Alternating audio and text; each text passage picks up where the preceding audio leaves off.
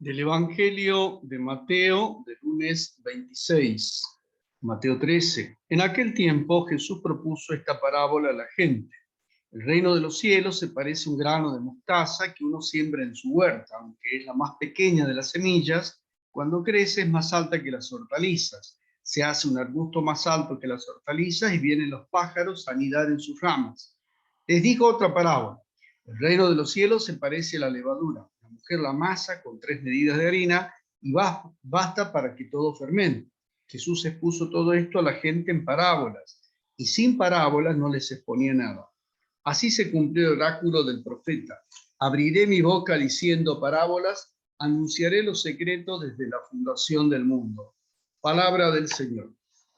En la parábola del grano de mostaza, Jesús destaca el contraste entre lo más insignificante, lo que apenas se ve de una parte, y de otra, como lo más pequeño es lo que llega a ser grande. Los términos de este contraste son una constante en la historia y son ley de vida. En cuanto que a juicio de Jesús, lo pequeño, lo insignificante, aquello a lo que nadie da importancia, eso es lo que tiene una fuerza de transformación, que es la grandeza de una persona, de un grupo, de una institución. El proyecto de vida que presenta Jesús tiene en la pequeñez y en la insignificancia la energía para modificar la realidad, para cambiar las cosas y para transformar también a las personas. Lo mismo, en definitiva, viene a decir la parábola de la levadura. Aquí también se destaca el contraste de lo que se funde con la masa y se pierde en ella, pero luego la cambia por completo. Lo que importa es que los valores del reino se fundan con la masa social, en el tejido social, entre la gente. Eso es lo que hace cambiar a la sociedad. La solemnidad, la grandeza de una imagen pública que impresiona y cualquier forma de apariencia, todo eso ni corresponde a lo que quiso Jesús, ni socialmente conduce a nada. Pero ¿por qué esta fuerza de cambio reside precisamente en lo pequeño, en lo que se funde con la masa? Aquí tocamos un punto esencial para entender y vivir el Evangelio. La pequeñez y la grandeza se hallan frente a frente en el reinado de Dios y en la Iglesia, de forma que la expresión estos pequeños designa a los que creen en Jesús. Se ha dicho con razón que el origen de esta denominación se halla en una manera característica de Jesús, que al hablar de estos pequeños no se refería a los niños sino a los marginados, las personas menospreciadas precisamente por los grupos religiosos. Esa es la fuerza evangélica de lo pequeño, micros, y también de lo insignificante, tapeinos. Los que se ven importantes y seguros en su importancia no modifican la realidad social. Durante los siglos II y III, el cristianismo era en gran parte un ejército de desheredados. Tales gentes cambiaron el mundo antiguo. Martes 27, Evangelio de Mateo, capítulo 13. En aquel tiempo Jesús dejó a la gente y se fue a casa. Los discípulos se le acercaron a decirle: acláranos la parábola de la cizaña en el campo. Él les contestó: el que siembra la buena semilla es el Hijo del Hombre. El campo es el mundo, la buena semilla son los ciudadanos del reino. Las cizañas son los partidarios del maligno. El enemigo que la siembra es el diablo. La cosecha es el fin de los tiempos. El Hijo del Hombre enviará a sus ángeles, que arrancarán de su reino a todos los corruptores y malvados, y los arrojarán al horno encendido. Allí será el llanto y rechinar de dientes. Entonces los justos brillarán como el sol en el reino de su Padre. El que tenga oídos, que oiga. Palabra del Señor. La parábola de la cizaña afirma que en este mundo y por todas partes la buena hierba está siempre mezclada con la mala hierba, que los obreros del Señor quieren enseguida arrancar la mala hierba, que Jesús no quiere que se haga eso porque nadie está capacitado para distinguir la mala hierba de la buena, y puede suceder que pensando que se arranca la cizaña, lo que en realidad se hace es arrancar la buena semilla. Que por eso hay que dejar las cosas de forma que solo cuando llegue la cosecha, o sea, el fin del tiempo, entonces será el momento en que los ángeles harán la debida separación y darán a cada cual su merecido. Hay demasiada gente que no solo se siente capacitada, sino que además está empeñada en arrancar cuanto antes lo que ellos piensan que es la mala hierba. Son los intolerantes, los que no soportan al que hace o dice lo que ellos creen que no se debe hacer ni decir. Por eso no respetan el pluralismo ni la diversidad. Exigen que todo el mundo los respete a ellos. pero ellos se consideran con derecho a no respetar al disidente, al diferente o sencillamente al otro. En la sociedad civil existen los tres poderes, legislativo, judicial y ejecutivo, que tienen el deber de velar por el respeto de los derechos de los ciudadanos. Esto pertenece al orden civil, pero lo que Jesús no quiere es que los obreros del reino de Dios se dediquen a decidir ellos y a castigar a quienes no hacen las cosas como los hombres de la religión piensan que se tiene que hacer. La religión no tiene ni autoridad ni competencia para decidir lo que es cizaña en la sociedad, y menos aún tiene competencia para arrancar esa presunta cizaña. Miércoles 28, Evangelio de Mateo, capítulo 13. En aquel tiempo dijo Jesús a la gente: el reino de los cielos se parece a un tesoro escondido en el campo. El que lo encuentra lo vuelve a esconder, y lleno de alegría va a vender todo lo que tiene y compra el campo. El reino de los cielos se parece también a un comerciante en perlas finas, que al encontrar una de gran valor se va a vender todo lo que tiene y la compra. Palabra del Señor. Estas dos parábolas, aparentemente tan sencillas, nos enfrentan a un asunto capital: la diferencia entre creencia y convicción. Hay bastante gente que cree que lo que dicen los evangelios es verdad y que esa verdad nos conviene a todos, pero su creencia no pasa de eso, y por eso su fe no pasa de ser una fe que jamás se traduce en un comportamiento que esté de acuerdo con el evangelio. Por ejemplo, son personas que admiran las bienaventuranzas, pero jamás las cumplen. La convicción no se limita a la creencia. Una convicción se define por el hecho de que orientamos nuestro comportamiento conforme a ella. Por eso la convicción consiste principalmente en el hecho de que está uno dispuesto a dejarse guiar en su actividad por la fórmula de la que está convencido. El que está convencido de una cosa la hace, y si no la hace es que no está convencido de tal cosa. El que no se quita del tabaco es que no está convencido de que tiene que hacer eso. De ahí que las convicciones son las que determinan nuestros hábitos de vida y de conducta. Con las parábolas del tesoro y la perla, lo que Jesús quiere decir es que uno cree en el evangelio cuando esa creencia llega a ser la convicción que determina nuestras decisiones y nuestros hábitos de comportamiento. El que tiene y mantiene convicciones que nada tienen que ver con el evangelio se incapacita para creer en el evangelio. Por ejemplo, creer en Jesús y no estar dispuesto a ceder ni pizca en lo que toca al honor o al dinero son cosas incompatibles. Jueves 29, Evangelio de Lucas. Mientras iba caminando, Jesús entró en un pueblo y una mujer que se llamaba Marta lo recibió en su casa. Tenía una hermana llamada María que, sentada a los pies del Señor, escuchaba su palabra. Marta, que estaba muy ocupada con los quehaceres de la casa, dijo a Jesús: Señor, ¿no te importa que mi hermana me deje sola con todo el trabajo? Dile que me ayude. Pero el Señor le respondió: Marta, Marta, te inquietas y te agitas por muchas cosas, y sin embargo pocas cosas son, más bien una sola es necesaria. María eligió la mejor parte, que no le será quitada. Palabra del Señor. En el caminar de Jesús aparecen muchas mujeres que le hacen compañía y que lo ayudan. Lo ayudan no solo monetariamente, sino con un aspecto fundamental que es la compañía humana, profundamente humana, como la amistad. Marta y María constituyen ese núcleo donde Jesús se siente a sus anchas, se siente que puede comunicarse con los demás gratuitamente y que es bien acogido. El corazón de Marta y María son como un refugio para Jesús.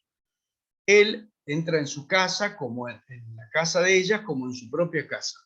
Y ahí se encuentra con un estilo, una opción que es la de Marta, agitada por muchas cosas, y María con la actitud de discípulo. A los pies del Señor escuchaba su palabra. Es verdad que en la vida de la fe se necesita contemplación, escucha y acción. Y no deberían ir separadas, no debería ser una opción. Marta y María son como un modelo, un estilo de vida, pero que Jesús tiende a unir. María eligió la mejor parte, que no le será quitada. Una acción sin contemplación en la vida de la fe sería pura iniciativa humana. Una oración sin acción sería un simple gesto vacío. Jesús no vino solo a contemplar, sino a actuar. No solo actuó, sino que él mismo se quedaba largas noches en oración en el corazón del Padre. El paradigma de la vida cristiana está dicho en estas dos figuras de mujeres, llamativamente puestas por Jesús para que sean el paradigma de toda la iglesia. Tanto en lo personal, aunar los dos aspectos, contemplación y acción, como en la vida familiar y como en la vida comunitaria. La iglesia debe actuar con profunda oración en la raíz del corazón de los fieles y en el corazón mismo de movimientos, comunidades, parroquiales, etc. Una contemplación que lleve a una acción eficaz en el sentido de generar el reino de Dios.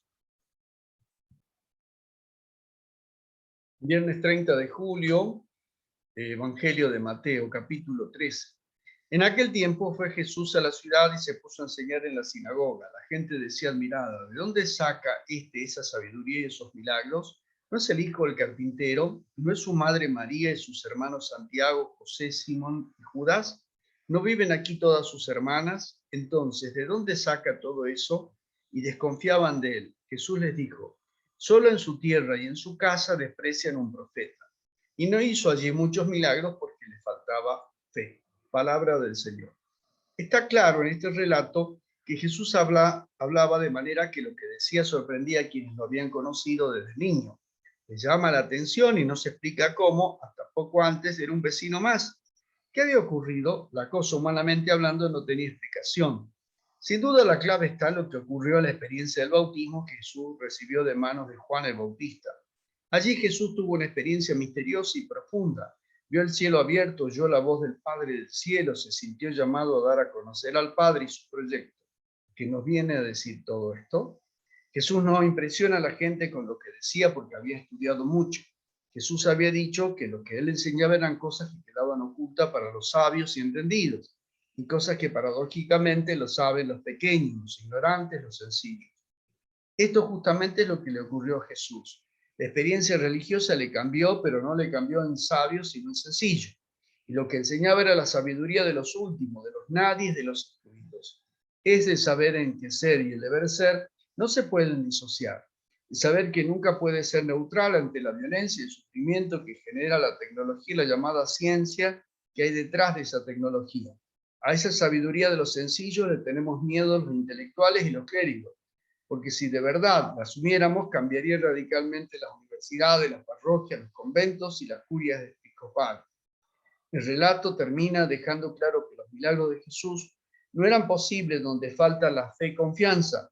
Jesús no era un omnipotente tal como nosotros nos imaginamos. Jesús tenía una fuerza de espíritu de donde no encontraba acogida y respuesta, dejaba de ser fuerza y nada podía ser. He aquí el profundo misterio de la fuerza de espíritu que tenemos los humanos cuando somos profundamente humanos. Sábado 31, Evangelio de Mateo, capítulo 14. En aquel tiempo oyó el rey Herodes lo que se contaba de Jesús y dijo a sus ayudantes, es Juan Bautista que ha resucitado entre los muertos y por eso los poderes actúan en él.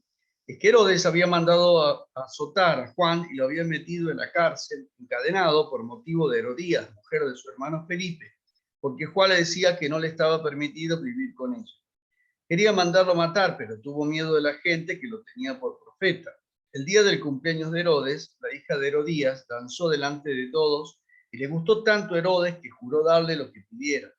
Ella, instigada por su madre, le dijo, dame ahora mismo en una bandeja la cabeza de Juan Bautista.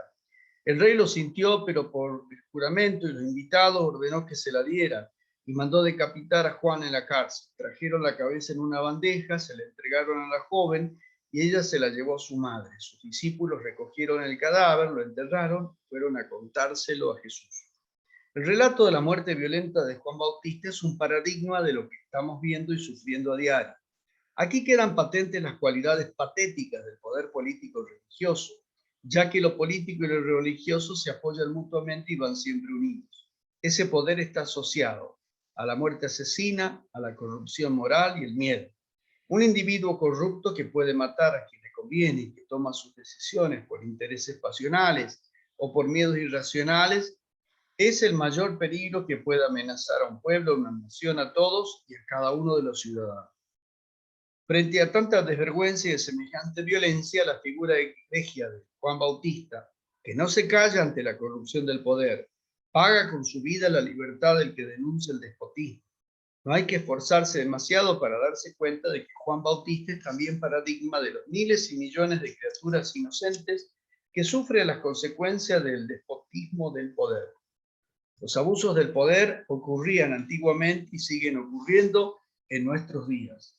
En la antigüedad, el poder corrupto y criminal estaba concentrado en el soberano de cada país, que ejercía su despotismo sobre sus propios súbditos.